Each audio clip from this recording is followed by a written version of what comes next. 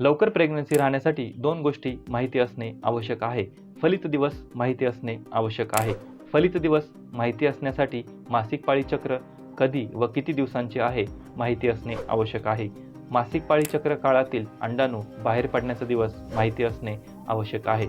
जर तुम्हाला तुमची मासिक पाळी किती दिवसांची आहे ही ट्रॅक करता जर आली नाही, तर तुम्हाला काही 2 गोष्टी आहेत की त्यावरून लक्षात येईल की अंडाणू कधी बाहेर पडणार आहे. पहिली गोष्ट आहे व्हॅजिनल डिस्चार्ज.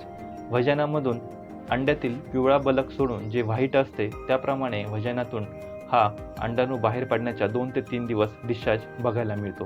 हा चिकट असा व्हाईट डिस्चार्ज असतो. त्यानंतर दुसरे आहे शरीराचे बेसल बॉडी टेम्परेचर वाढलेले असते.